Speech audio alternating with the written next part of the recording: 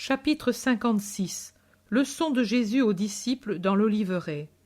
Je vois Jésus avec Pierre, André, Jean, Jacques, Philippe, Thomas, Barthélemy, Jude Thaddée, Simon et Judas l'Iscariote, et le berger Joseph, qui sortent de sa maison et vont hors de Nazareth, mais dans le voisinage immédiat, sous un bosquet d'oliviers.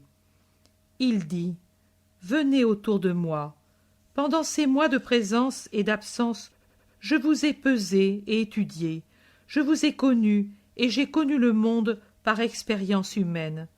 Maintenant, j'ai décidé de vous envoyer dans le monde, mais avant, je dois vous instruire pour vous rendre capable d'affronter le monde avec la douceur et la sagacité, le calme et la constance, avec la conscience et la science de votre mission. Ce temps de fureur solaire qui empêche de longues pérégrinations en Palestine, je veux l'employer à vous instruire et à former en vous des disciples. Comme un musicien, j'ai senti ce qu'il y a en vous de discordant, et je viens vous donner le ton pour l'harmonie céleste que vous devez transmettre au monde en mon nom. Je retiens ce fils, et il montre Joseph, car je lui délègue la charge de porter à ses compagnons mes paroles pour qu'il se forme là un noyau solide qui ne m'annonce pas seulement en faisant connaître mon existence, mais les caractéristiques les plus essentielles de ma doctrine. Je commence par vous dire qu'il est absolument nécessaire que vous vous aimiez et fusionniez ensemble. Qu'êtes-vous ? Des hommes de toute classe sociale, de tout âge et de toute région. J'ai préféré prendre des gens qui sont vierges en matière de doctrine et de connaissance, car je pénétrerai plus facilement en eux avec ma doctrine. Par ailleurs, vous êtes destinés à évangéliser des gens qui seront dans l'ignorance absolue du vrai Dieu. Je veux qu'en vous souvenant de leur primitive ignorance de Dieu, vous ne les dédaigniez pas et les enseigniez avec pitié, vous rappelant avec quelle pitié je les ai enseignés. Je sens venir en vous une objection. Nous ne sommes pas des païens, même si nous n'avons pas de culture intellectuelle. Non, vous ne l'êtes pas.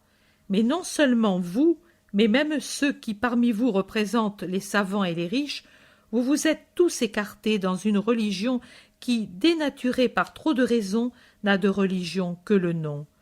En vérité, je vous le dis, que nombreux sont ceux qui se glorifient d'être des fils de la loi.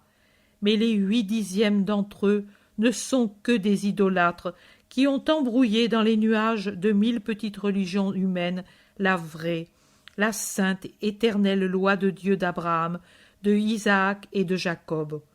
Aussi, en vous regardant l'un l'autre, et vous aussi, pécheurs humbles et sans culture, et vous qui êtes marchands ou fils de marchands, officiers ou fils d'officiers, riches ou fils de riches, vous puissiez dire : nous sommes tous pareils, tous nous avons les mêmes lacunes, et tous nous avons besoin du même enseignement. Frères en nos défauts personnels ou nationaux, nous devons désormais devenir frères dans la connaissance de la vérité et dans l'effort pour la mettre en pratique. Voici, frères, je veux que ce soit là le nom que vous vous donniez l'un l'autre et que vous vous considériez comme tels. Vous êtes comme une seule famille.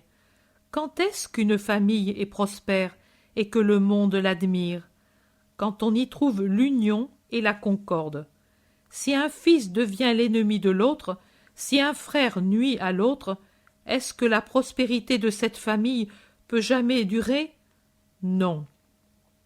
C'est en vain que le père de famille s'efforce de travailler, d'aplanir les difficultés et de s'imposer au monde. Ces efforts restent sans résultat, car les ressources s'effritent, les difficultés augmentent. Le monde se moque de cet état de procès perpétuel qui émiette les affections et les biens, qui uni était puissant contre le monde, en un tas de petits, de mesquins intérêts contraires, dont profitent les ennemis de la famille pour en accélérer toujours davantage la ruine. qu'il n'en soit jamais ainsi parmi vous. Soyez unis, aimez-vous, aimez-vous pour vous apporter une aide mutuelle, aimez-vous pour enseigner à aimer. Observez, même ce qui nous entoure nous enseigne cette grande force. Regardez cette tribu de fourmis qui accourt tout entière vers un endroit. Suivons-la, et nous découvrirons la raison de leur concours qui n'est pas inutile, vers un point déterminé. Voilà, une de leurs petites sœurs a découvert avec ses organes minuscules, invisibles pour nous, un grand trésor sous cette large feuille de radis sauvage. C'est un morceau de mie de pain tombé peut-être des mains d'un paysan venu pour soigner ses oliviers, ou bien des mains d'un voyageur qui s'est arrêté à l'ombre pour prendre sa nourriture, ou bien encore de celle d'un bambin joyeux courant sur l'herbe fleurie.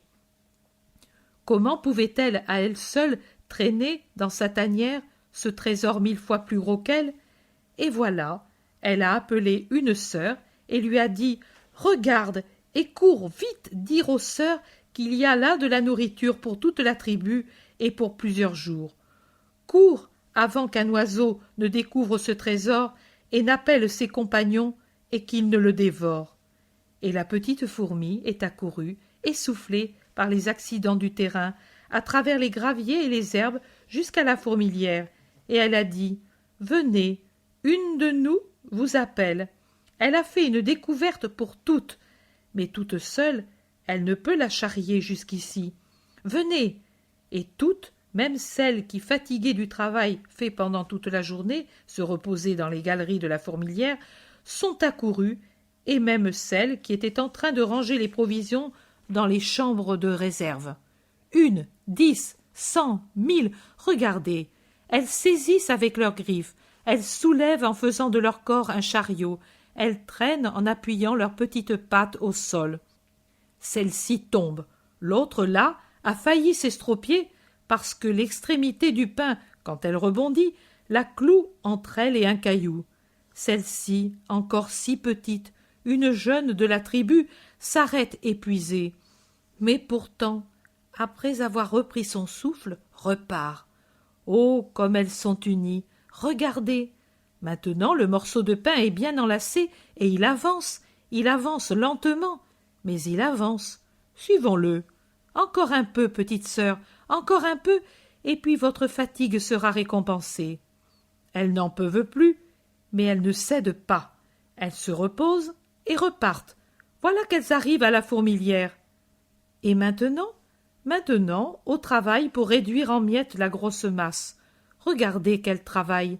Les unes découpent, les autres transportent. Voilà, c'est fini. Maintenant, tout est en sécurité, et heureuses, elles disparaissent par les fissures au fond des galeries. Ce sont des fourmis, rien d'autre que des fourmis. Et pourtant, elles sont fortes parce qu'elles sont unies. Méditez là-dessus. N'avez-vous rien à me demander? Je voudrais te demander, mais en Judée, nous n'y revenons plus? Demande Judas Iscariote. Et qui le dit? Toi, maître, tu as dit que tu prépares Joseph pour qu'il instruise les autres en Judée. Y as-tu eu tant de mal pour ne plus y retourner? Que t'ont-ils fait en Judée? Demande Thomas curieux et Pierre avec véhémence en même temps. Ah, alors j'avais raison de dire que tu en étais revenu fatigué. Que t'ont-ils fait, les parfaits, en Israël? Rien, ami, rien de plus que ce que je trouverai encore ici. Ferais-je le tour de la terre, j'aurais partout des amis mélangés à des ennemis. Mais, Judas, je t'avais prié de te taire. C'est vrai, mais je ne puis me taire quand je vois que tu préfères la Galilée à ma patrie. Tu es injuste, voilà. Même là-bas tu avais eu des honneurs. Judas, oh Judas, tu es injuste en ce reproche, et de toi-même tu t'accuses en te laissant gagner par la colère et l'envie. J'avais fait mon possible pour ne faire connaître que le bien reçu dans ta Judée, et sans mentir, j'avais pu avec joie parler de ce bien pour vous faire aimer, vous de Judée, avec joie, car pour le Verbe de Dieu, il n'existe pas de frontières, de régions, d'antagonisme, d'inimitié, de différence.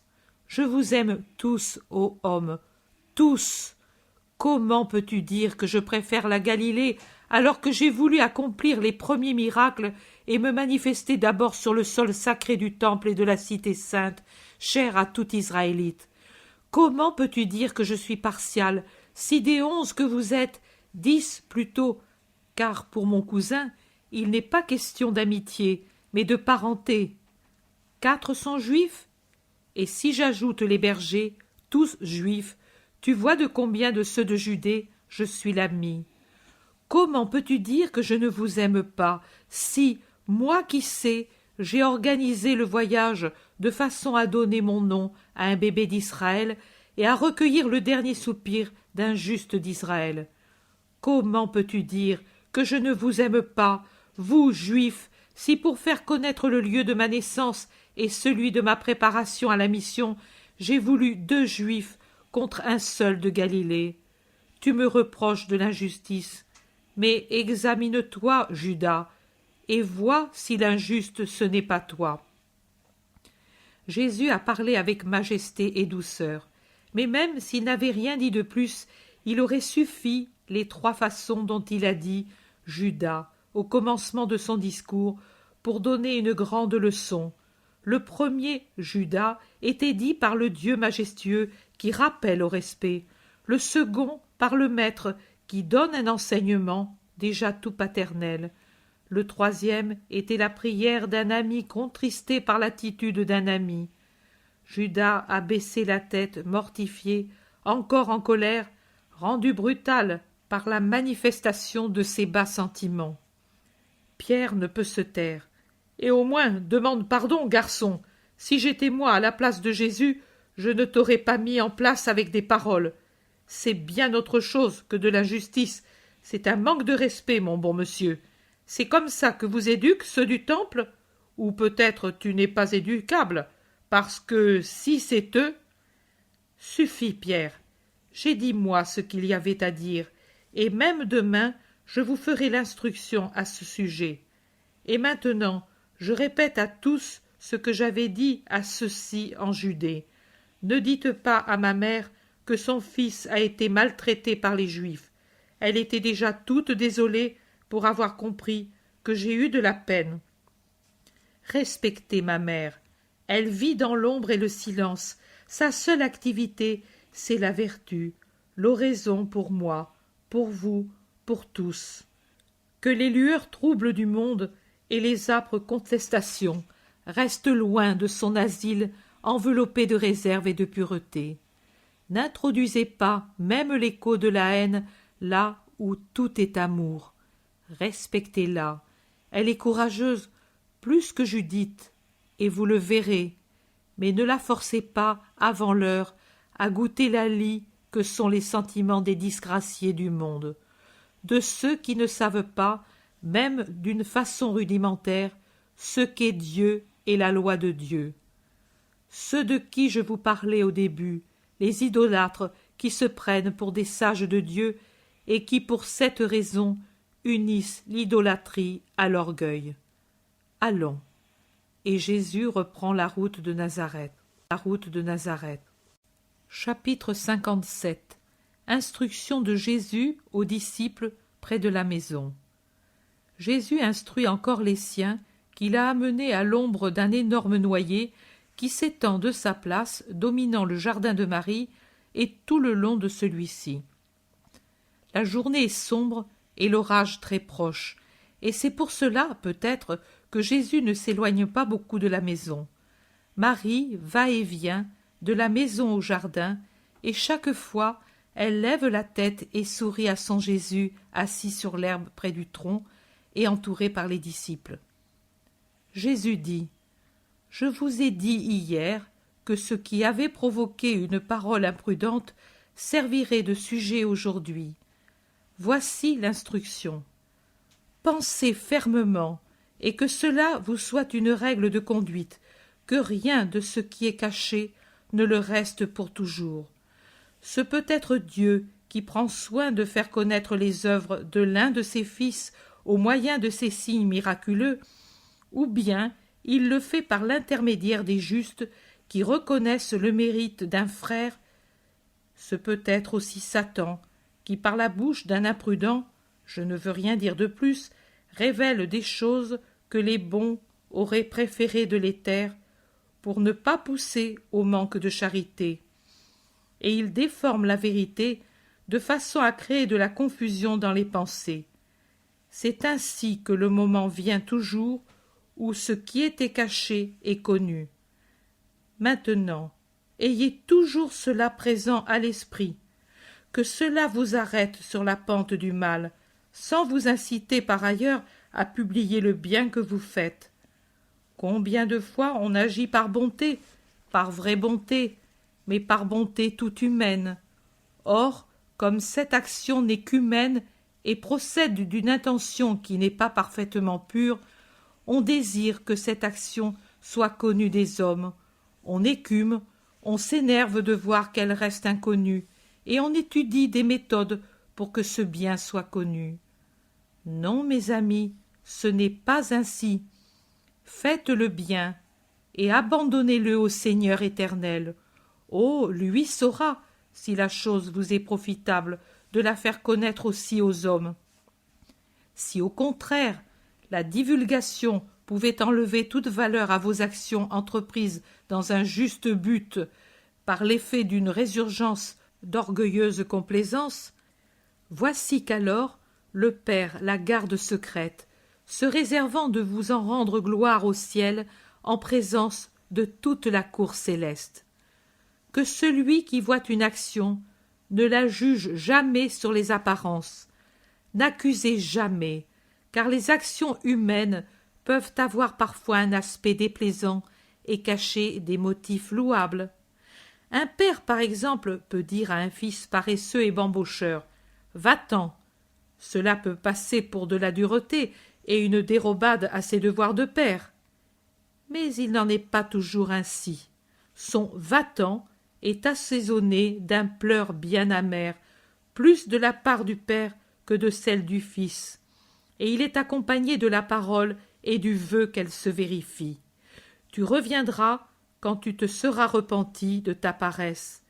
C'est même justice à l'égard des autres fils, parce que ce comportement empêche qu'un bambocheur dépense en débauche ce qui appartient aux autres, en plus de ce qui lui appartient.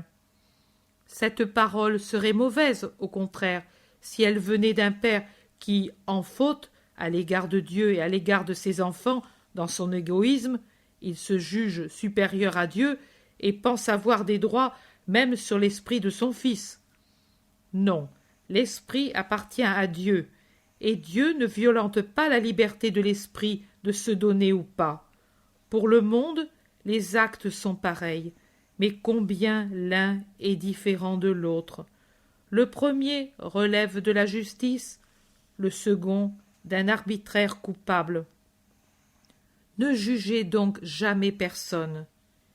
Hier, Pierre a dit à Judas « Quel maître as-tu eu ?» Qu'il ne le dise plus, que personne n'en accuse d'autre de ce qu'il voit dans quelqu'un ou en lui-même. Les maîtres n'ont qu'une seule parole pour tous leurs élèves.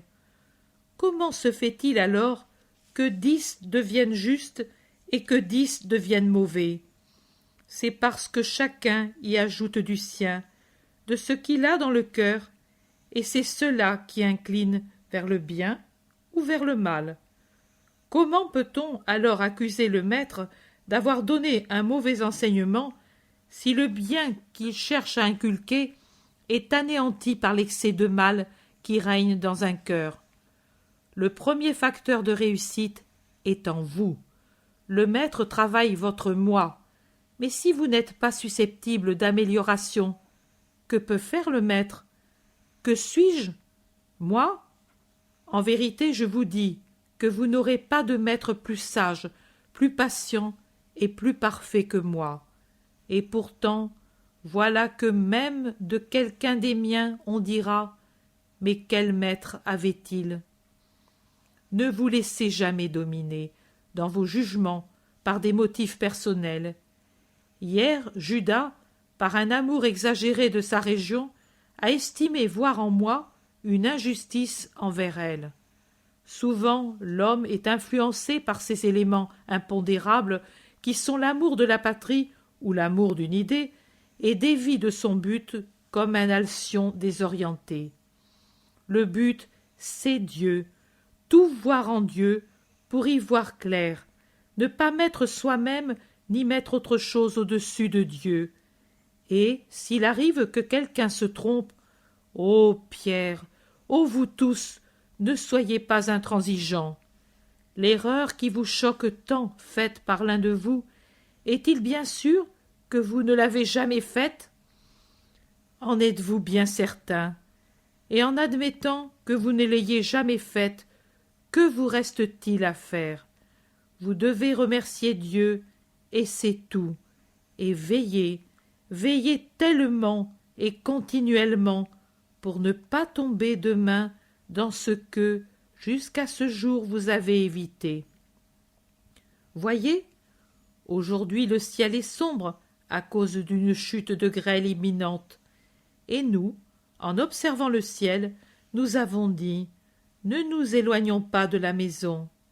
Eh bien, si nous savons ainsi juger pour les choses qui, pour bien dangereuses qu'elles soient, ne sont rien en comparaison de la perte de l'amitié de Dieu par le péché, pourquoi ne savons-nous pas où il peut y avoir du péril pour l'âme? Regardez, voici ma mère. Pouvez-vous penser qu'il y ait en elle une tendance au mal? Eh bien, étant donné que l'amour la pousse à me suivre, elle quittera sa maison quand mon amour le voudra. Ce matin, elle m'en avait encore prié, car elle, ma maîtresse, me disait « Parmi tes disciples, fais qu'il y ait aussi ta mère, fils. Je veux apprendre ta doctrine. » Elle qui a possédé cette doctrine en son sein, et d'abord aussi en son esprit, par un don de Dieu, à la future mère de son Verbe incarné, elle a dit « Pourtant, c'est à toi de juger si je puis venir sans avoir la possibilité de perdre l'union à Dieu, sans que ce monde dont tu me dis qu'il pénètre partout avec ses puanteurs puisse corrompre ce cœur, mon cœur qui a été, qui est et qui ne veut être qu'à Dieu. Je m'examine et autant que je sache, il me semble pouvoir le faire parce que... » Et là, elle s'est donnée sans y penser la plus haute louange. En effet, je ne trouve pas de différence entre la paix candide de l'époque où j'étais une fleur du temple et celle que je possède en moi maintenant que, depuis plus de 6 lustres, je suis la maîtresse de la maison. Mais je suis une indigne servante qui connaît mal et juge plus mal encore les choses de l'esprit. Tu es le Verbe, la sagesse, la lumière, et tu peux être lumière pour ta pauvre maman qui accepte de ne plus te voir plutôt que de n'être pas agréable au Seigneur. Et moi, j'ai dû lui dire, avec le cœur qui me tremblait d'admiration, « Maman, je te le dis, ce n'est pas le monde qui pourra te corrompre, mais c'est lui qui sera embaumé par toi. » Ma mère, vous l'entendez, a su voir les dangers de la vie au milieu du monde, dangers même pour elle. Et vous, hommes, vous ne les voyez pas? Oh, il faut vous dire que vraiment Satan est aux aguets. Seuls les vigilants seront victorieux. Les autres, vous demandez pour les autres? Pour les autres, ce qui est écrit sera. Qu'est-ce qui est écrit, maître? Et Caïn se jeta sur Abel et le tua. Et le Seigneur dit à Caïn, « Où est ton frère? Qu'en as-tu fait? La voix de son sang crie vers moi. Voici donc, tu seras maudit sur toute la terre qui a connu la saveur du sang humain par la main d'un frère qui a ouvert les veines de son frère. Et jamais plus ne cessera cette horrible fin de la terre pour le sang humain. Et la terre, empoisonnée par ce sang, sera pour toi stérile plus qu'une femme en qui l'âge a tari la fécondité. Et tu fuiras en cherchant la paix et du pain, et tu ne les trouveras pas. Ton remords te fera voir du sang sur toute fleur, sur toute plante, sur toute eau et sur toute nourriture. Le ciel te semblera du sang, et du sang la mer, et du ciel et de la terre et de la mer te viendront trois voix, celle de Dieu, celle de l'innocent, celle du démon. Et pour ne pas les entendre, tu te donneras la mort. Pierre observe. La Genèse ne parle pas ainsi. Non, pas la Genèse, c'est moi qui le dis, et je ne me trompe pas. Et je le dis pour les nouveaux Caïn, des nouveaux Abel, pour ceux qui, pour n'avoir pas veillé sur eux-mêmes et sur l'ennemi, ne deviendront qu'un avec lui. Jean demande. Mais parmi nous, il n'y en aura pas, n'est-ce pas, maître? Jean. Quand le voile du temple se déchirera, une grande vérité brillera sur Sion tout entière. Quelle vérité, monseigneur? Que les fils des ténèbres ont été en vain au contact de la lumière. Garde-en le souvenir, Jean. Serais-je, moi, un fils des ténèbres? Non, pas toi. Mais rappelle-t'en pour expliquer le délit au monde. Quel délit, Seigneur? Celui de Caïn? Non, celui-là était le premier accord de l'hymne de Satan. Je parle du délit parfait, l'inconcevable délit, celui que, pour le comprendre, il faut regarder à travers le soleil du divin amour et à travers l'esprit de Satan.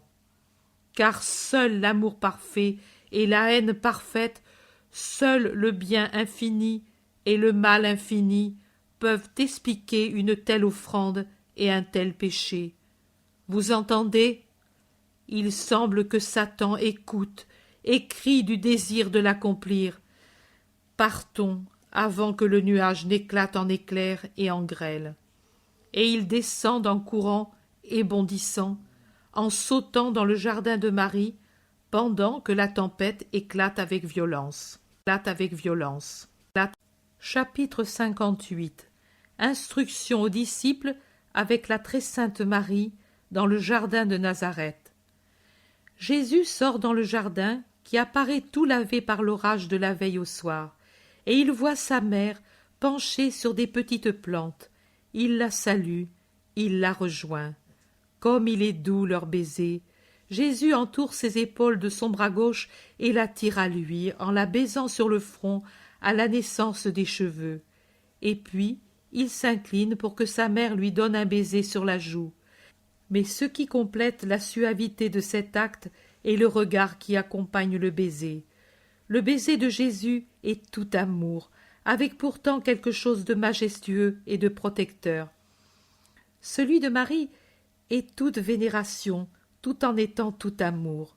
Dans ce baiser, il semble que Jésus soit le plus âgé, et elle une fille toute jeune qui reçoit de son père ou d'un frère beaucoup plus grand le baiser matinal. Tes fleurs ont-elles beaucoup souffert de la grêle d'hier soir et du vent de la nuit? Demande Jésus. Pierre. Aucun mal, maître, mais les feuillages sont un peu décoiffés, répond avant Marie la voix un peu rauque de Pierre. Jésus lève la tête et voit Simon-Pierre qui, vêtu de la seule tunicelle, travaille à redresser des branches tordues en haut du figuier. Tu es déjà au travail? Eh, nous pêcheurs, nous dormons comme les poissons, à toute heure, en tout lieu, pourvu qu'on nous laisse en repos. On en prend l'habitude. Ce matin, à l'aube, j'ai entendu grincer la porte et je me suis dit « Simon, elle est déjà levée. Allons, vite, va avec tes grosses mains lui donner de l'aide. » Je pensais qu'elle songeait à ses fleurs pendant cette nuit toute venteuse. Et je ne me suis pas trompée. Et je les connais, les femmes. La mienne se retourne dans le lit comme un poisson dans le filet quand il y a la tempête. Et elle pense à ses plantes. Pauvrette. Quelquefois je lui dis « Je parie que tu t'agites moins quand ton Simon bourlingue sur le lac. » Mais je suis injuste, car c'est une bonne épouse. On ne dirait pas qu'elle a pour mère. Bien, tais-toi, Pierre. Il ne s'agit pas de cela. Ce n'est pas bien de murmurer et de faire imprudemment connaître ce qu'il est bon de taire. Vois-tu, maître, que même dans ma tête d'âne, ta parole est entrée? Jésus répond en riant. Tu dis tout de toi-même. Je n'ai plus qu'à approuver et à admirer ta science de jardinier. Marie dit. Il a déjà rattaché tous les sarments qui s'étaient détachés. Il a étagé le poirier trop chargé et passé des cordages par-dessous le grenadier qui ne s'est développé que d'un côté. Pierre répond. Bien sûr, il ressemble à un vieux pharisien. Il penche où ça lui plaît. Je l'ai arrangé comme une voile et je lui ai dit. Ne sais-tu pas que ce qui est juste est au juste milieu? Arrive ici, tête dure, pour ne pas rompre sous le poids. Maintenant, je suis après le figuier, mais par égoïsme. Je pense à l'appétit de tout le monde, figues fraîches et pain chaud. Ah, l'Antipas en personne n'a pas un si bon repas. Mais il faut y aller doucement, car le figuier a des branches tendres comme le cœur d'une fillette quand elle fait son premier aveu d'amour. Et moi, je suis lourd, et les meilleures figues sont tout en haut. Elles se sont déjà ressuyées avec ce premier rayon de soleil. Elles doivent être délicieuses. Hé, garçon, ne t'arrête pas à me regarder. Réveille-toi, passe-moi ce panier. Jean, qui sort de l'atelier, obéit, grimpe lui aussi sur le gros figuier. Quand les deux pêcheurs descendent, sont sortis aussi de l'atelier Simon le Zélote, Joseph et Judas l'Iscariote. Je ne vois pas les autres. Marie apporte du pain frais, des petites miches rondes de pain bis. Pierre, avec son coutelas, les ouvre et par-dessus ouvre les figues qu'il offre à Jésus et puis à Marie et aux autres. Ils mangent de bon appétit dans la fraîcheur du jardin resplendissant au soleil d'un matin serein, embelli par la pluie récente qui a purifié l'air. Pierre dit « C'est vendredi. Maître, demain c'est le sabbat. » « Tu ne fais pas une découverte, observe l'Iscariote. Non, mais le maître sait ce que je veux dire. Je le sais. Ce soir nous irons au lac où tu as laissé la barque et nous ferons voile pour Capharnaüm. Demain j'y parlerai. Pierre est aux anges. Ils entrent en groupe. Thomas, André, Jacques, Philippe, Barthélemy et Jude Thaddée qui sûrement dorment ailleurs. On se salue. Jésus dit « Restons ici réunis, ainsi il y aura encore un nouveau disciple. Maman, viens !» On s'assied, qui sur une roche, qui sur un tabouret, en faisant cercle autour de Jésus qui s'est assis sur le banc de pierre contre la maison. À côté de lui, la mère, et à ses pieds, Jean qui a préféré rester par terre tout près. Jésus parle doucement et avec majesté comme toujours. À quoi comparer la formation apostolique? À la nature qui nous entoure. Voyez, la terre en hiver paraît morte, mais à l'intérieur, les graines travaillent et la sève se nourrit d'humidité, gonflant les frondaisons souterraines. Je pourrais nommer ainsi les racines. Pour en avoir une grande provision en vue des floraisons supérieures, quand ce sera le temps des fleurs. Vous aussi, vous êtes comparables à cette terre hivernale, aride, dépouillée, grossière. Mais sur vous est passé le semeur, et il a jeté sa semence. Près de vous est passé le cultivateur, et il a défoncé la terre autour de votre tronc planté dans la terre dure. Dur et raboteux comme celle-là, pour que, aux racines, puisse arriver la nourriture à travers les nuages et l'air, afin de les fortifier pour les fruits à venir. Et vous avez reçu la semence et accepté le travail de la bêche, parce que vous avez la bonne volonté de porter du fruit dans le travail de Dieu. Je comparerai encore la formation apostolique à cet orage qui a frappé et versé les plantes, et on l'a jugé une violence inutile. Mais regardez quel bien il a fait. Aujourd'hui, l'air est plus pur. Il a abattu la poussière et a tout rafraîchi. Le soleil est le même qu'hier, mais il n'a plus cette ardeur fiévreuse parce que ses rayons nous arrivent à travers des couches d'air purifiées et fraîches. La verdure, les plantes sont soulagées comme les hommes, car la propreté, la sérénité sont choses qui apportent la joie. Même les contrastes servent à atteindre une plus exacte connaissance et une plus grande clarté. Autrement, il ne serait que méchanceté. Et que sont les contrastes, sinon des orages que provoquent des nuages de différentes espèces? Et ces nuages ne s'accumulent-ils pas insensiblement dans les cœurs, avec des mauvaises humeurs inutiles, avec de petites jalousies, avec les orgueils fumeux? Puis vient le vent de la grâce pour purifier leur mauvaise humeur et ramener la sérénité. La sérénité. La sérénité. La formation apostolique est encore semblable au travail que Pierre faisait ce matin pour faire plaisir à ma mère, redresser, rattacher, étayer ou délier selon les tendances et les besoins, pour faire de vous des forts au service de Dieu. Il faut redresser les idées fausses, maîtriser les prétentions charnelles, soutenir les faiblesses, modérer au besoin les penchants, se libérer des servitudes et des timidités. Vous devez être libres et forts, comme des aigles qui, abandonnant le pic où ils sont nés, ne pensent qu'à voler toujours plus haut. Le service de Dieu, c'est le vol, les affections sont le pic. L'un de vous aujourd'hui est triste parce que son père voit venir la mort et parce qu'il s'en approche avec le cœur fermé à la vérité et à son fils qui la suit, plus encore que fermé, hostile. Encore ne lui a-t-il pas dit, l'injuste, « Va-t'en », dont je parlais hier, en se proclamant lui-même supérieur à Dieu. Mais son cœur serré et ses lèvres closes ne sont pas encore capables seulement de dire « Suis la voix qui t'appelle ». Je ne prétendrai pas, moi qui vous parle, ni non plus son fils, devoir s'ouvrir ses lèvres pour dire « Viens », et qu'avec toi vienne le Maître, et que Dieu soit béni pour avoir choisi dans ma maison un serviteur pour lui, en créant ainsi une parenté plus élevée que celle du sang avec le Verbe du Seigneur. Mais au moins, moi, pour son bien, et le Fils pour un motif encore plus complexe, nous voudrions entendre de lui des paroles non plus ennemies. Mais qu'il ne pleure pas ce Fils, qu'il sache qu'il n'y a en moi ni rancœur ni dédain à l'égard de son Père, mais seulement de la pitié.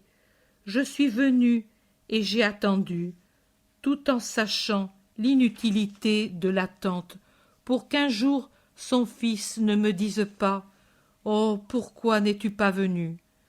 Je suis venu pour le persuader que tout est inutile quand le cœur se serre dans la rancœur.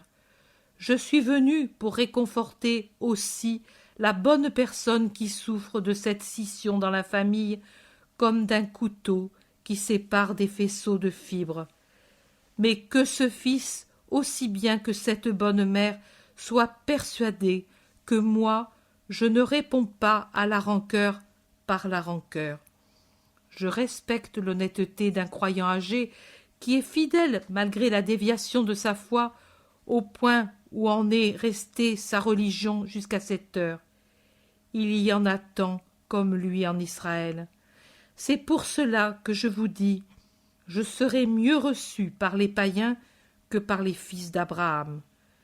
L'humanité a corrompu l'idée du Sauveur et en a abaissé la surnaturelle royauté à la pauvre idée de souveraineté humaine.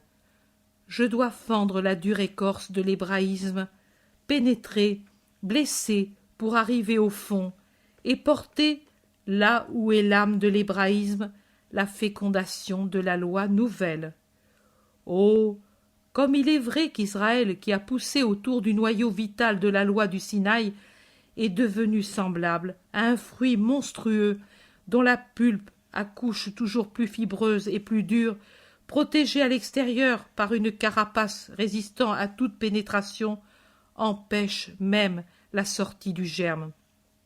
Et pourtant, l'Éternel juge que le moment est venu où il crée le nouvel arbre de la foi au Dieu un et trine.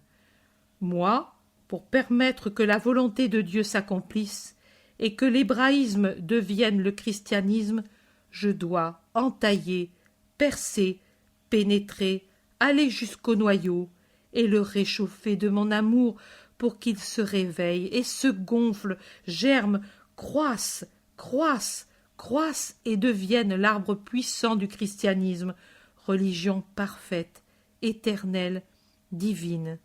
Et en vérité, je vous dis que l'hébraïsme ne se laissera percer que dans la proportion de 1%. Voilà pourquoi je ne considère pas comme réprouvé cet Israélite qui ne veut pas de moi et qui ne voudrait pas me donner son fils. Aussi, je dis au fils, ne pleure pas pour la chair et le sang qui souffrent de se voir repoussés par la chair et le sang qui les ont engendrés. Je dis aussi, ne pleure pas non plus pour l'esprit. Ta souffrance travaille plus que toute autre chose au profit de l'esprit du tien et du sien, de ce Père qui est le tien et qui ne comprend et ne voit pas. Et j'ajoute, ne te fais pas de scrupule d'appartenir plus à Dieu qu'à ton Père. À vous tous, je dis, Dieu est plus que le Père, que la mère, que les frères. Je ne suis pas venu pour unir la chair et le sang à la manière terrestre, mais à la manière spirituelle et céleste. Aussi, je dois séparer ce qui est chair et sang pour prendre avec moi les esprits capables, dès cette terre, de s'élever à la hauteur du ciel pour en faire les serviteurs du ciel. Je suis donc venu appeler les forts et les rendre encore plus forts, car c'est avec les forts qu'est faite l'armée de ceux qui sont doux. Doux pour les frères, forts à l'encontre de leur moi et du moi du sang familial. Ne pleure pas, cousin. Ta souffrance, je te l'assure, travaille auprès de Dieu au profit de ton père, de tes frères, plus que n'importe quelle parole, non seulement de toi, mais même de moi. La parole ne rentre pas là où le préjugé fait barrière, crois-le, mais la grâce entre. Le sacrifice, c'est l'aimant qui attire la grâce. En vérité, je vous dis que lorsque j'appelle quelqu'un à Dieu, il n'y a pas d'obéissance plus élevée que celle de répondre à cet appel. Et il faut répondre sans même s'arrêter à calculer à quel point et de quelle façon les autres réagiront à notre fidélité à l'appel. On ne doit pas s'arrêter même pour ensevelir le Père. De cet héroïsme vous serez récompensés.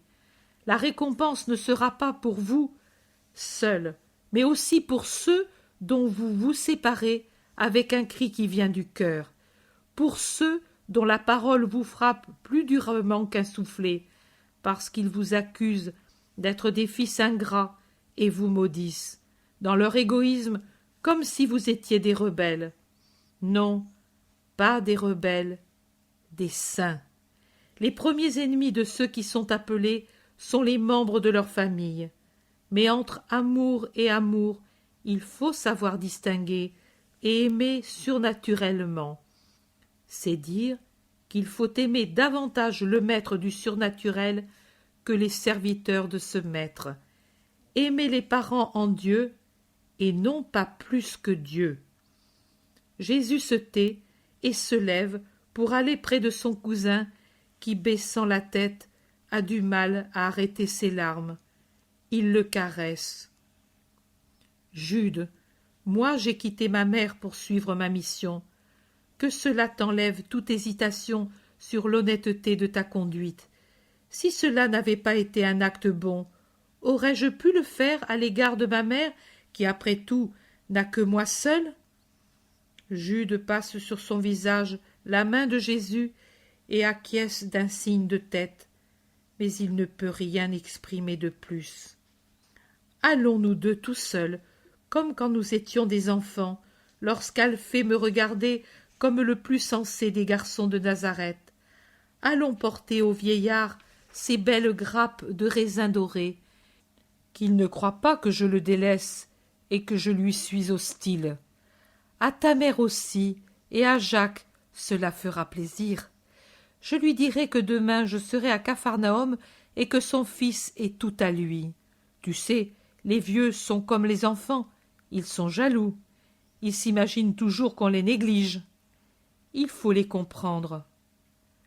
Jésus est disparu, laissant au jardin les disciples rendus muets par la révélation d'une souffrance et d'une incompréhension entre un père et un fils à cause de Jésus.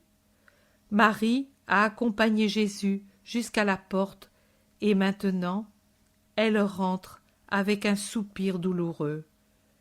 Tout fini, tout fini, tout fini. Chapitre 59. Guérison de la belle de Corosaïne. Prédication à la synagogue de Capharnaüm. Jésus sort de la maison de la belle-mère de Pierre en même temps que ses disciples, à l'exception de Jude Thaddée. C'est d'abord un garçon qui le voit et le fait savoir, même à ceux qui ne veulent pas le savoir.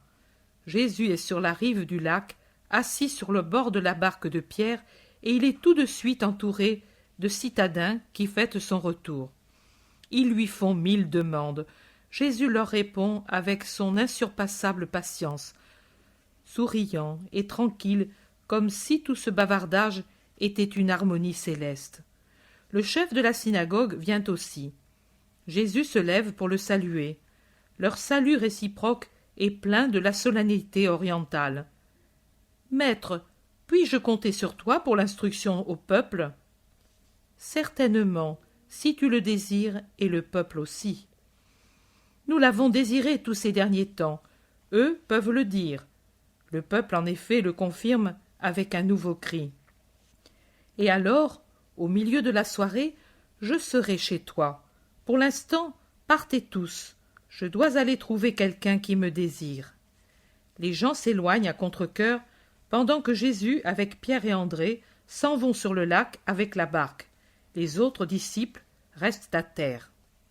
La barque fait un court trajet à la voile, et puis les deux pêcheurs la poussent dans une crique entre deux collines peu élevées. Ces collines paraissent n'en avoir été, à l'origine, qu'une seule qui s'est creusée au milieu par l'érosion ou un tremblement de terre, formant un fjord minuscule qui, n'étant pas norvégien, n'est pas peuplé de sapins, mais seulement d'oliviers ébouriffés qui ont poussé, on ne sait comment, sur les pentes escarpées, entre des rochers éboulés et d'autres qui affleurent.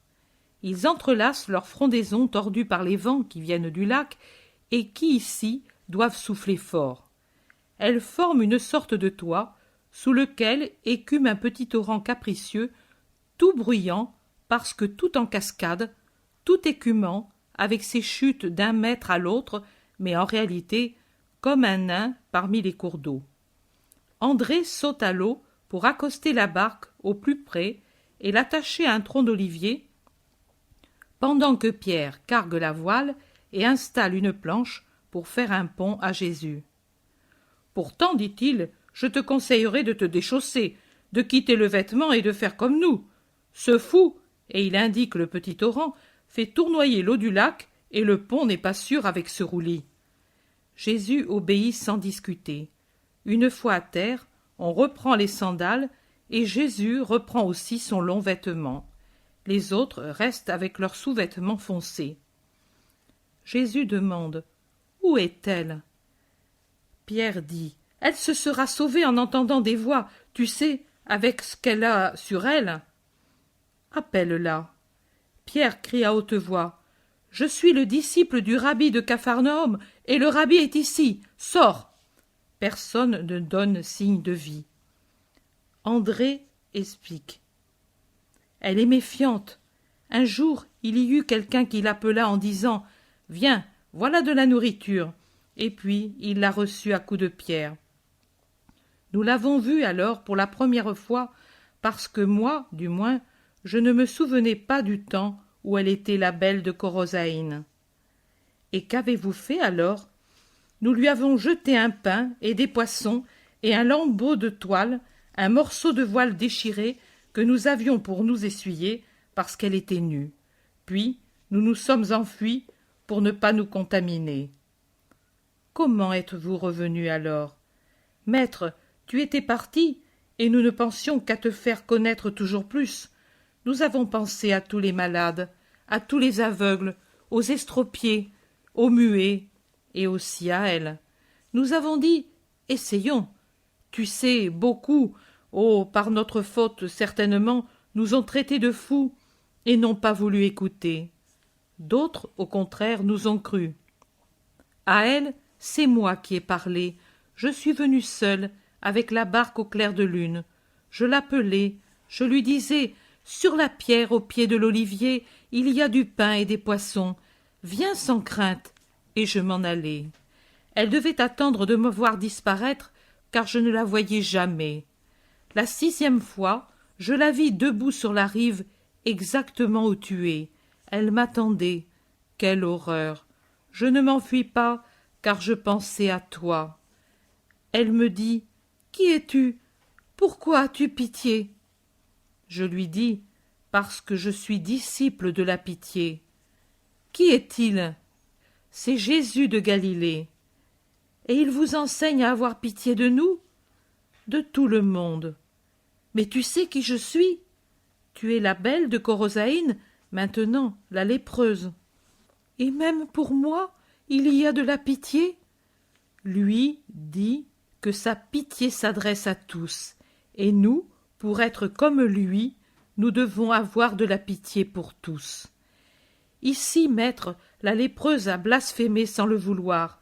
Elle a dit « Alors, lui aussi doit avoir été un grand pécheur. » Je voulais lui dire « Sois maudite à cause de ta langue. » Mais je lui ai dit « Non, c'est le Messie, le Saint de Dieu. » Je ne lui ai pas dit autre chose parce que j'ai pensé. Dans sa détresse, elle ne peut penser à la miséricorde divine. Alors elle s'est mise à pleurer et elle a dit « Oh, s'il est le saint, il ne peut avoir pitié de la belle. Pour la lépreuse, il pourrait, mais pour la belle, non. Et moi qui espérais ?» J'ai demandé « Qu'espérais-tu, femme ?» La guérison, retourner dans le monde, parmi les hommes, mourir mendiante, mais parmi les hommes, non comme une bête fauve dans une tanière de fauves à qui je fais horreur. Je lui ai dit « Me jures-tu que si tu reviens au monde, tu seras honnête ?» Et elle « Oui, Dieu m'a puni justement pour mes péchés. Je me repens profondément. Mon âme subit l'expiation, mais déteste le péché éternellement, éternellement, éternellement. » Il m'a semblé alors pouvoir lui promettre en ton nom le salut. Elle m'a dit « Reviens, reviens encore, parle-moi de lui, que mon âme le connaisse avant que mon œil ne le voie. » Et je venais lui parler de toi comme je sais. Et moi, je viens apporter le salut à la première convertie de mon André. C'est André, en effet, qui a toujours parlé pendant que Pierre s'en est allé, remontant le torrent, en sautant de pierre en pierre, appelant la lépreuse. Enfin, elle montre son horrible visage entre les branches d'un olivier, elle voit et pousse un cri. Pierre crie « Hé, descends donc! Je ne veux pas te lapider! Là, tu le vois, c'est le rabbi Jésus! » La femme se laisse dévaler sur la pente. Je m'exprime ainsi, tant elle descend rapidement, et elle arrive aux pieds de Jésus, avant que Pierre revienne près du maître. « Pitié, Seigneur !» Peux-tu croire que moi, je puis avoir pitié? Oui, parce que tu es saint, et que je suis repenti. Je suis le péché, mais tu es la miséricorde. Ton disciple a été le premier à avoir de la miséricorde pour moi. Il est venu me donner du pain et la foi. Purifie-moi, Seigneur, mais l'âme avant la chair, car je suis 3 fois impur, et si tu dois me donner une purification, une seule, voilà, je te la demande pour mon âme pécheresse. » Avant d'avoir entendu tes paroles que lui me répétait, je disais « guérir pour retourner parmi les hommes ». Maintenant que je sais, je dis guérir pour avoir la vie éternelle. Et je te donne le pardon, rien autre que cela, pourtant.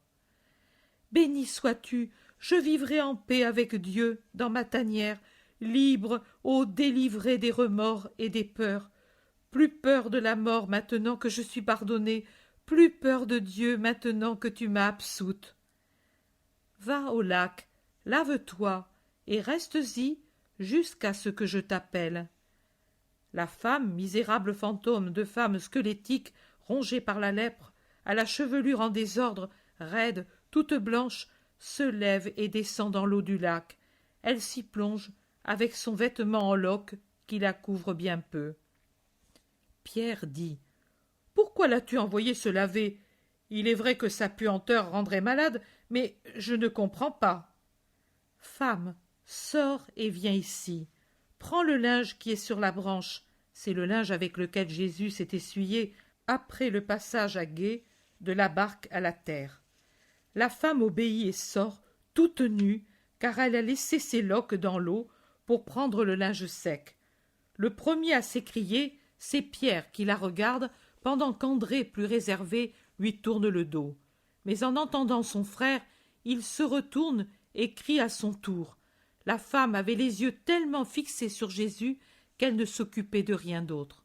En entendant ses cris, en voyant ses mains qui attirent sur elle l'attention, elle se regarde. Elle constate qu'en même temps que ses loques, elle a laissé sa lèpre dans le lac. Elle ne court pas, comme on pourrait le penser. Elle se laisse tomber sur la rive, se pelotonne sur elle-même, honteuse de sa nudité, émue au point qu'elle demeure incapable d'autre chose que de pleurer en une lamentation longue, interminable, plus déchirante que des cris. Jésus s'approche, arrive près d'elle, jette sur elle le linge, lui fait sur la tête une légère caresse et lui dit « Adieu, sois bonne, tu as mérité la grâce par la sincérité de ton repentir. Grandis dans la foi au Christ et obéis à la loi de la purification. » La femme pleure toujours, toujours, toujours. C'est seulement quand elle entend le bruit de la planche que Pierre retire sur la barque qu'elle lève la tête, tend les bras et crie « Merci Seigneur, merci, béni, oh, béni, béni !» Jésus lui fait un geste d'adieu avant que la barque contourne l'éperon du petit fjord et disparaît. Jésus, qui est maintenant avec tous ses disciples, entre dans la synagogue de Capharnaüm après avoir traversé la place et le chemin qui y conduit. La nouvelle du nouveau miracle doit déjà s'être répandue, car il y a beaucoup de chuchotements et beaucoup de commentaires. Voilà que sur le seuil de la porte de la synagogue, je vois le futur apôtre Matthieu. Il est là, on dirait qu'il se demande s'il doit entrer ou sortir. Je ne sais s'il est honteux ou ennuyé par tous les clins d'œil qui le désignent et même de quelque épithète peu agréable qu'on lui adresse. Deux pharisiens, drapés dans leurs manteaux, les serrent soigneusement contre eux, comme s'ils avaient peur d'attraper la peste en effleurant le vêtement de Matthieu. Jésus, en entrant, le fixe un instant, et pour un instant, il s'arrête. Mais Matthieu baisse la tête. C'est tout. À peine l'a-t-on dépassé que Pierre dit à Jésus « Sais-tu qui est cet homme frisé, parfumé, plus qu'une femme ? C'est Matthieu, notre percepteur. Que vient-il faire ici ? C'est la première fois. Il n'a peut-être pas trouvé les compagnons, les compagnes surtout, avec lesquels il passe le sabbat, dépensant en orgie ce qu'il nous extorque en taxes doublées et triplées pour avoir de l'argent pour le fisc et pour sa conduite vicieuse. » Jésus regarde Pierre si sévèrement que Pierre rougit comme un coquelicot et baisse la tête en s'arrêtant, de sorte qu'il passe du premier rang au dernier du groupe des apôtres. Jésus a pris place. Après des cantiques et des prières faites avec le peuple, il se retourne pour parler. Le chef de la synagogue lui demande s'il veut un rouleau. Mais Jésus répond Je n'en ai pas besoin, j'ai déjà le sujet. Et il commence. Le grand roi d'Israël, David de Bethléem, après avoir péché, pleura, le cœur contrit, criant à Dieu son repentir et demandant à Dieu son pardon. David avait eu l'esprit obscurci par le brouillard des sens, et cela l'avait empêché de voir le visage de Dieu et de comprendre ses paroles. J'ai dit, le visage, dans le cœur de l'homme, il est un point qui garde le souvenir du visage de Dieu, un point particulièrement choisi qui est notre saint des saints, d'où lui viennent les saintes inspirations et les saintes résolutions, un endroit qui parfume comme un autel, qui brille comme un bûcher, résonne de chants comme la demeure des séraphins. Mais quand le péché répand en nous sa fumée, voici que ce point s'assombrit tellement que disparaissent la lumière, le parfum, les chants, et il ne reste que l'odeur suffocante d'une lourde fumée et un goût de cendre. Mais quand la clarté revient, parce qu'un serviteur de Dieu la porte aux malheureux sans lumière, voilà qu'alors il voit sa laideur, sa déchéance, et, horrifié de lui-même, s'écrie comme le roi David, « Aie pitié de moi, Seigneur, selon ta grande miséricorde, et, à cause de ton infinie bonté, lave-moi de mon péché. » Il ne dit pas « Je ne puis être pardonné, et pour cela je reste dans mon péché », mais il dit « Je suis humilié, j'ai le cœur brisé, mais je t'en prie, toi qui sais comment je suis né dans le péché, de m'asperger et de m'inonder pour que je redevienne semblable à la neige des cimes. » Mais il dit encore « Ce ne sera pas pour moi un holocauste de béliers et de bœufs, mais un vrai brisement de mon cœur, car je sais que c'est lui que tu veux de nous et que tu ne le méprises pas. » Voilà ce que disait David après son péché, et après que Nathan, le serviteur du Seigneur, l'eut amené à se repentir. C'est encore ça, et à plus forte raison, que doivent dire les pécheurs, maintenant que le Seigneur leur envoie non pas un de ses serviteurs, mais le Rédempteur lui-même, son Verbe. C'est lui le juste, le maître, non seulement des hommes, mais des êtres célestes et des infernaux. Il est sorti du milieu de son peuple comme sort de l'aurore la lumière qui, au lever matinal du soleil, resplendit dans un air sans nuages.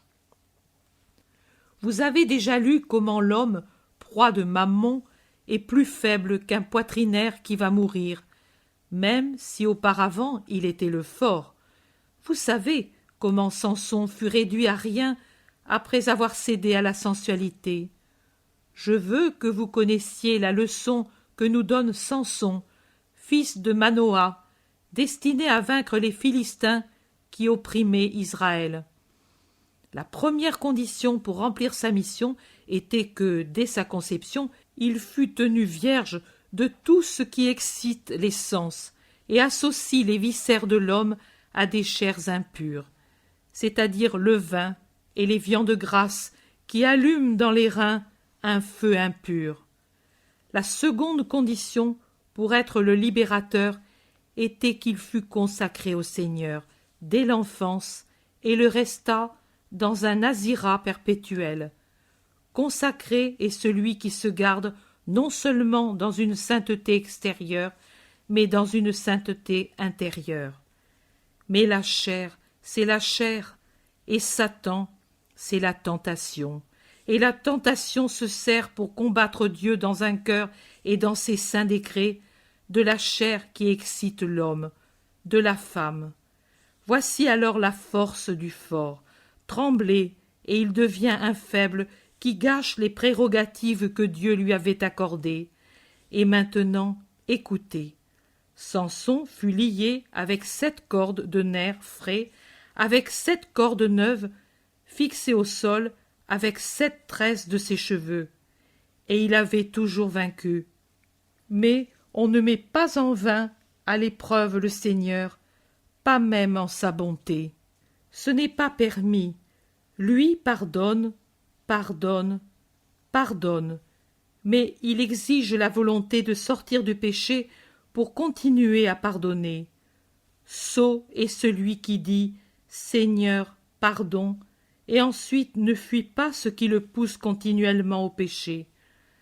Samson, victorieux 3 fois, n'a pas fui Dalila, la sensualité, le péché, et, ennuyé jusqu'à la mort, dit le livre, et sa force d'âme, une fois amoindrie, dit encore le livre, il révéla le secret. Ma force réside dans mes 7 tresses. N'y a-t-il personne parmi vous qui, las de la grande lassitude du péché, ne sente s'affaiblir son âme, car rien n'accable autant que la conscience du mal consenti, et ne se trouve sur le point de se livrer vaincu à l'ennemi. Non, qui que tu sois, non, ne le fais pas. Samson livra à la tentation le secret de vaincre ces 7 vertus. Les 7 tresses symboliques, ses vertus, c'est-à-dire sa fidélité au nazirat. Il s'endormit fatigué sur le sein de la femme et fut vaincu, aveugle, esclave, impuissant, pour avoir refusé de rester fidèle à son vœu. Il ne redevint le fort, le libérateur, que lorsque, dans la douleur d'un vrai repentir, il retrouva sa force. Repentir, patience, constance, héroïsme, et puis, ô pécheurs, je vous promets que vous serez vos propres libérateurs. En vérité, je vous dis qu'il n'est pas de baptême qui vaille, ni de rite qui serve, s'il n'y a pas le repentir et la volonté de renoncer au péché. En vérité, je vous le dis, qu'il n'y a pas pécheur si grand qu'il ne puisse faire renaître par ses pleurs de repentir les vertus que le péché a arrachées de son cœur. Aujourd'hui, une femme, une pécheresse d'Israël, punie par Dieu de son péché, a obtenu miséricorde par son repentir. J'ai dit miséricorde. Ils en auront moins ceux qui n'en eurent pas pour elle, et sur la pauvre déjà punie s'acharnèrent sans pitié. Ces gens-là n'avaient-ils pas en eux la lèpre de leur faute? Que chacun s'examine, et ait pitié pour mériter pour lui-même la pitié. Je vous tends la main pour cette repentie qui revient parmi les vivants, après avoir été reléguée parmi les morts. C'est Simon de Jonas, pas moi, qui recueillera l'obole pour la repentie, qui, sur le point de quitter la vie, revient à la vie véritable. Et ne murmurez pas, vous les grands, ne murmurez pas. Je n'étais pas au monde quand elle était la belle. Vous, vous y étiez. Et avec cela, je n'ajoute plus rien. Tu nous accuses d'avoir été ses amants? Demande avec rancœur un des 2 anciens. Que chacun considère son cœur et sa conduite. Pour moi, je n'accuse pas. Je parle au nom de la justice. Partons. Et Jésus sort avec les siens. Mais Judas Iscariote se trouve retenu par 2 hommes qui semblent le connaître assez. J'entends qu'ils disent « Même toi, tu es avec lui. Est-il saint réellement ?» Iscariote a une de ces répliques imprévues. « Je vous souhaite d'arriver au moins à comprendre sa sainteté. Mais pourtant, c'est le sabbat qui l'a guéri. » Judas rétorque « Non, il a pardonné le jour du sabbat. Quel jour est plus indiqué pour le pardon que le sabbat? Ne me donnez-vous rien pour celle qui a été rachetée? Nous ne donnons pas notre argent aux prostituées. C'est l'offrande pour le temple saint. » Irrévérencieusement, Judas éclate de rire et les plante là pour rejoindre le maître. Jésus va rentrer dans la maison de Pierre qui est en train de lui dire « Voilà, le petit Jacques, au sortir de la synagogue, m'a donné aujourd'hui 2 bourses au lieu d'1, et toujours de la part de cet inconnu. Mais qui est-il, maître? Tu le sais? Dis-le-moi. » Jésus sourit. « Je te le dirai quand tu auras appris à ne médire de personne. Et tout prend fin, et tout prend fin, et tout prend fin, et tout. Chapitre 60. Jacques d'Alphée reçu parmi les disciples. Jésus prêche à côté du comptoir de Matthieu. C'est un matin de marché à Capharnaüm. La place est pleine de marchands d'objets les plus disparates. Jésus, qui arrive venant du lac, voit venir à sa rencontre les cousins Jude et Jacques. Il se hâte vers eux, et après les avoir embrassés affectueusement, il demande avec empressement « Votre père, qu'en est-il » ? « Rien de nouveau qui intéresse sa vie, » répond Jude. « Et alors, pourquoi es-tu venu ? Je t'avais dit, reste. » Jude baisse la tête et se tait, mais celui qui explose maintenant, c'est Jacques. C'est ma faute s'il ne t'a pas obéi. Oui, c'est ma faute, mais je n'ai pu continuer de les supporter. Tous contre nous. Et pourquoi ? Est-ce que j'agis mal en t'aimant ? Le faisons-nous peut-être ? Jusqu'à présent, j'étais retenu par le scrupule de mal faire. Mais maintenant que je sais, maintenant que tu m'as dit que même au-dessus du Père, il y a Dieu, alors je n'ai pu continuer de supporter. Oh, j'ai essayé d'être respectueux, de faire entendre raison, de redresser les idées. J'ai dit, pourquoi me combattez-vous ? Si c'est le prophète, si c'est le Messie, pourquoi voulez-vous que le monde dise « Sa famille lui fut hostile ». Au milieu d'un monde qui le suivait, elle seule devait-elle manquer ? Pourquoi, si c'est le malheureux que vous dites, ne devons-nous pas, nous de la famille, l'assister dans sa démence pour empêcher qu'elle ne soit pas nuisible pour lui et pour nous ? Ô Jésus, je parlais ainsi, pour raisonner humainement comme eux raisonnent. Mais tu sais bien que Jude et moi, nous ne te croyons pas fou. Tu sais bien que nous voyons en toi le Saint de Dieu. Tu sais que toujours nous t'avons regardé comme notre grande étoile. Mais ils n'ont pas voulu nous comprendre et ils n'ont pas voulu même nous écouter. Et je suis parti, mis en demeure de choisir Jésus ou la famille. C'est toi que j'ai choisi. Me voici, si du moins tu me veux. Si après cela tu ne veux pas, alors je serai le plus malheureux des hommes, parce que je n'aurai plus rien, plus d'amitié de ta part et plus d'amour du côté de la famille. Nous en sommes là. Ô mon Jacques, mon pauvre Jacques, je n'aurais pas voulu te voir souffrir ainsi, car je t'aime.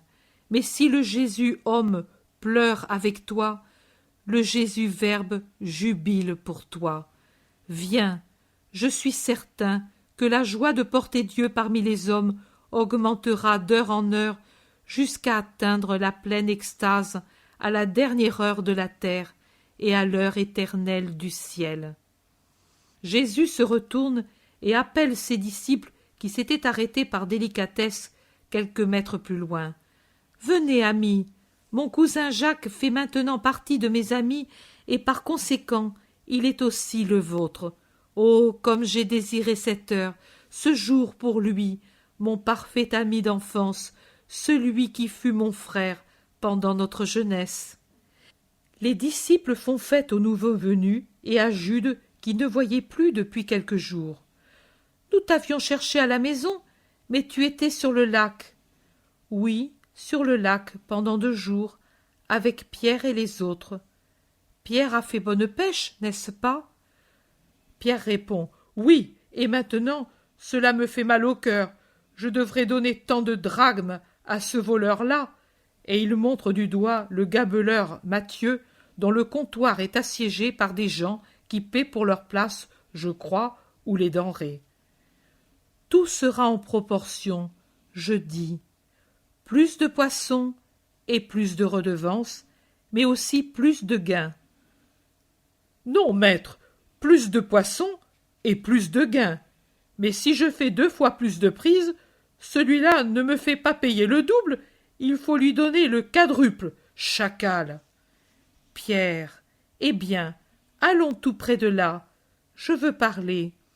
Il y a toujours des gens près du comptoir de la gabelle. Je le crois bien, dit Pierre en grommelant. Des gens et des malédictions. Eh bien, j'irai y mettre des bénédictions. Qui sait si un peu d'honnêteté ne va pas rentrer chez le gabeleur. Tu peux être tranquille que ta parole ne traversera pas sa peau de crocodile. Nous verrons. Que lui diras-tu? Rien directement, mais je parlerai de façon qu'il en prenne aussi pour lui. Tu diras qu'il est larron, celui qui nous attaque sur les routes, aussi bien que celui qui dépouille les pauvres qui travaillent pour gagner leur pain, et pas pour les femmes et les ivresses. Pierre, veux-tu parler à ma place? Non, maître, je ne saurais pas bien m'expliquer. Et avec l'amertume que tu as en toi, tu te ferais du mal, et à lui aussi. Ils sont arrivés près du comptoir de la gabelle. Pierre se dispose à payer. Jésus l'arrête et lui dit « Donne-moi l'argent, c'est moi qui paie aujourd'hui. » Pierre le regarde étonné et lui donne une bourse de peau bien garnie. Jésus attend son tour et quand il est en face du gabelier, il dit « Je paie pour 8 corbeilles de poissons de Simon de Jonas. Elles sont là, aux pieds des garçons. Vérifie si tu veux. Mais entre honnêtes gens, la parole devrait suffire. Et je pense que tu me prends pour tel. Combien pour la taxe ?» Matthieu, qui était assis à son comptoir au moment où Jésus disait « Je crois que tu me prends pour tel », se lève debout. De petite taille et déjà âgé, à peu près comme Pierre, il montre pourtant un visage fatigué de jouisseur et une évidente confusion. Il reste tête basse au début, puis la lève et regarde Jésus. Jésus le regarde fixement, gravement, le dominant de sa haute stature. « Combien ?» demande Jésus après un moment. « Il n'y a pas de taxe pour le disciple du Maître, » répond Matthieu, et à voix plus basse, « Prie pour mon âme. » Je la porte en moi, car j'y abrite les pécheurs, mais toi, pourquoi n'en as-tu pas souci? Et Jésus se retourne aussitôt après, revenant vers Pierre tout ébahi. Les autres aussi sont ébahis. Ils chuchotent, n'en croyant pas leurs yeux, croyant pas leurs yeux, croyant pas leurs... Jésus s'adosse à un arbre, à une dizaine de mètres de Matthieu, et commence à parler. Le monde est comparable à une grande famille dont les membres exercent des métiers différents et tous nécessaires. Il y a les agriculteurs, les bergers, les vignerons, les charpentiers, les pêcheurs, les maçons, les ouvriers du bois et du fer, et puis les écrivains, les soldats, les fonctionnaires affectés à des missions spéciales, les médecins, les prêtres, il y a de tout. Le monde ne saurait être composé d'une seule catégorie. Les professions sont toutes nécessaires, toutes saintes, si toutes font leur travail avec honnêteté et justice. Comment peut-on y arriver si Satan nous tente de tant de côtés? En pensant à Dieu, qui voit tout, même les actions les plus cachées, et à sa loi qui dit « Aime ton prochain comme toi-même, ne lui fais pas ce que tu ne voudrais pas qu'on te fasse. Ne dérobe pas en aucune manière. » Dites-moi, vous qui m'écoutez, quand quelqu'un meurt, emporte-t-il avec lui ses sacs d'argent? Et même s'il était assez sot pour les vouloir auprès de lui en son tombeau, pourrait-il s'en servir dans l'autre vie? Non, les pièces de monnaie s'abîment au contact de la pourriture d'un corps décomposé. Mais son âme, d'autre part, serait nue, plus pauvre que celle du bienheureux Job, ne disposant pas de la plus petite pièce de monnaie, même si ici-bas et dans la tombe, elle avait laissé des talents et talents. Aussi, écoutez, écoutez. En vérité, au contraire, je vous le dis, avec les richesses, on acquiert difficilement le ciel, mais au contraire, avec elles, on le perd généralement, même si elles proviennent d'un héritage ou d'un gain honnête, car il y a peu de riches qui sachent en user avec justice. Que faut-il alors pour posséder ce ciel béni, ce repos au sein du Père? Il faut n'être pas avide de richesses, pas avide dans le sens de ne pas les vouloir à tout prix, même en manquant à l'honnêteté et à l'amour. Pas avide en ce sens que les possédants, on les aime plus que le ciel ou le prochain, en refusant la charité au prochain quand il est dans le besoin. Pas avide pour ce que les richesses peuvent donner, c'est-à-dire femme, plaisir, table opulente, vêtements fastueux qui insultent à la misère de ceux qui ont froid et faim. Il y a, oui, il y a une monnaie d'échange pour les injustes monnaies du monde et qui vaut dans le royaume des cieux. Il y faut la sainte ruse de transformer les richesses humaines, souvent injustes ou cause d'injustice, en richesses éternelles. Il faut pour cela l'honnêteté dans le gain, la restitution de ce qu'on a eu injustement, faire un usage des biens du monde, mais modéré et sans s'y attacher. Il faut savoir quitter les richesses, parce que, tôt ou tard, elles nous quitteront. Oh, il faut y penser, tandis que le bien accompli ne nous abandonne jamais. Tous voudraient qu'on les appelle justes, et être considérés comme tels, et comme tels être récompensés par Dieu. Mais comment Dieu pourrait-il récompenser celui qui n'a du juste que le nom, mais n'en a pas les œuvres? Comment pourrait-il dire « Je te pardonne » s'il voit que le repentir n'est que dans les mots et que dans l'esprit? Il n'y a pas de changement véritable. Il n'y a pas de repentir tant que dure le désir de l'objet qui est cause du péché. Mais quand quelqu'un s'humilie, quand il mutile moralement ce qui est en lui la source d'une passion mauvaise, et ça pourrait être la femme ou l'or, quand il dit « Pour toi, Seigneur, plus rien de tout cela », voilà alors un repentir authentique, et Dieu l'accueille en disant « Viens, tu m'es cher, comme une créature innocente ou un héros. » Jésus a fini. Il s'en va, sans même se tourner vers Matthieu, qui s'est approché du cercle des auditeurs dès les premières paroles.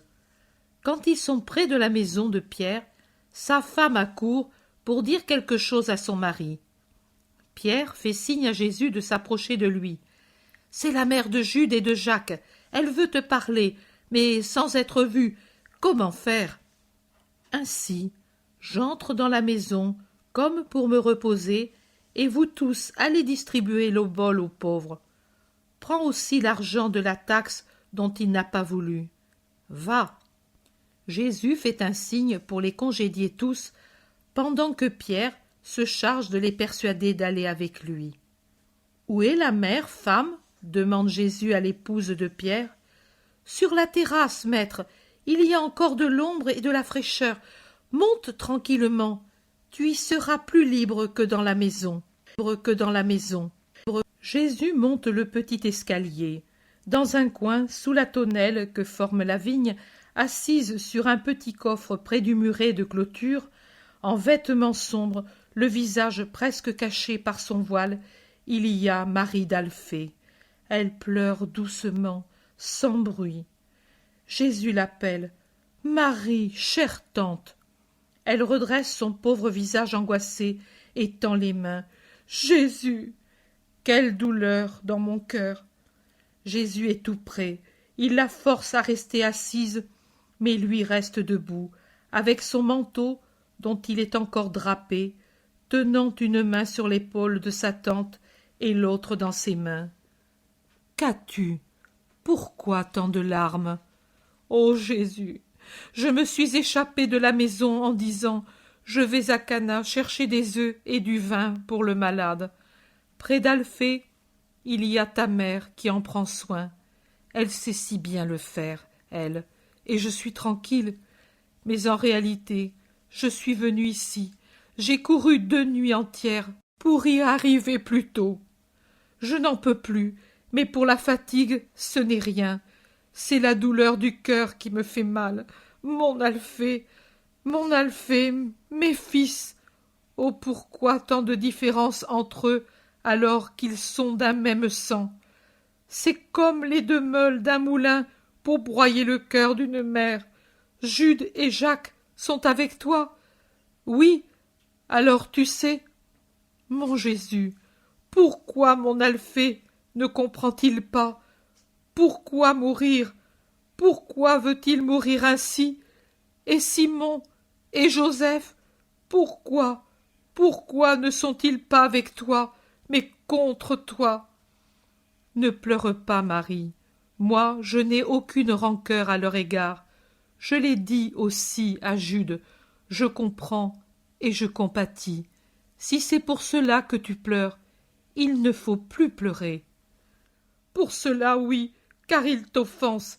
Pour cela, et puis, parce que je ne veux pas que mon époux meure comme ennemi à toi. Dieu ne lui pardonnera pas, et moi, oh, je ne l'aurai plus dans l'autre vie. Marie est vraiment angoissée. Elle pleure à chaudes larmes sur la main que Jésus lui a abandonnée, et de temps à autre, elle la baise et lève vers lui son visage défait. Non, dit Jésus, non, ne parle pas ainsi. Moi, je pardonne. Et si c'est moi qui pardonne? Oh, viens, Jésus, viens sauver son âme et son corps, viens. Ils disent encore pour t'accuser, oui, ils disent que tu as enlevé 2 fils à un père qui va mourir, et ils le disent à Nazareth, comprends-tu? Mais ils disent aussi, il fait partout des miracles, et dans sa maison, il ne sait pas en faire. Et moi, je te défends en disant, que peut-il si vous l'avez chassé par vos reproches, si vous ne le croyez pas? C'est alors qu'ils ne veulent rien entendre.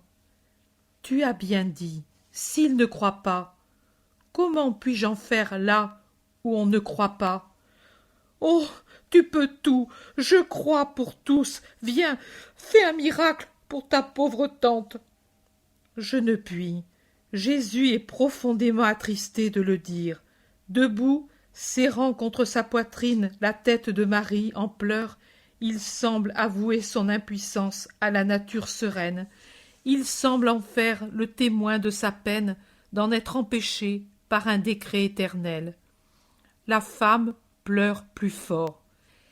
Écoute, Marie, sois bonne. Je te jure que si je pouvais, s'il était bien de le faire, je le ferais.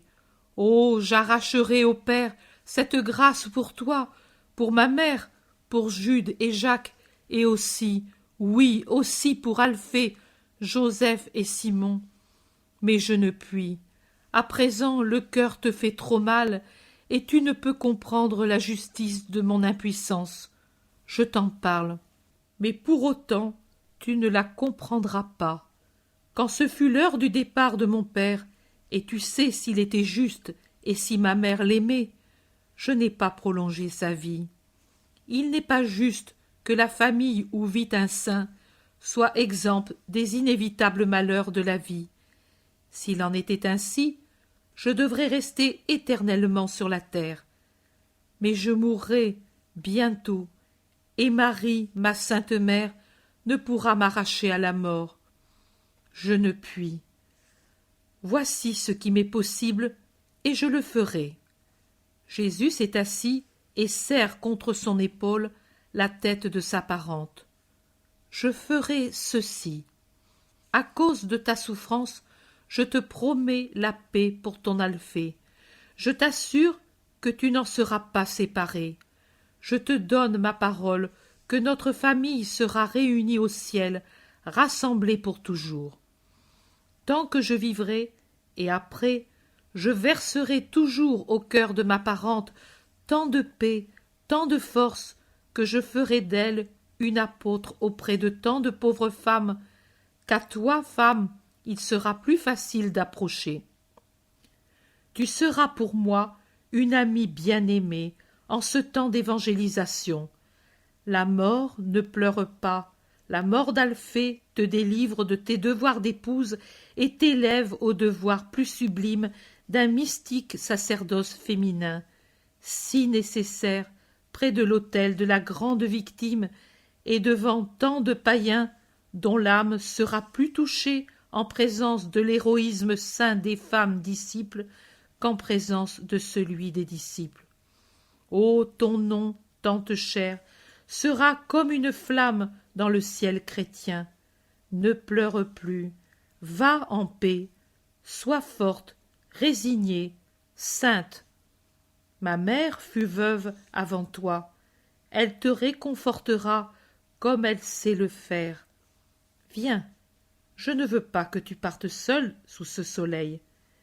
Pierre t'accompagnera avec la barque jusqu'au Jourdain, et de là à Nazareth avec un âne. Sois bonne. Bénis-moi, Jésus, toi, donne-moi la force. Oui, je te bénis et te donne un baiser, chère tante. Et il la baise tendrement, la serrant encore longuement contre son cœur, jusqu'à ce qu'il la voie calmer.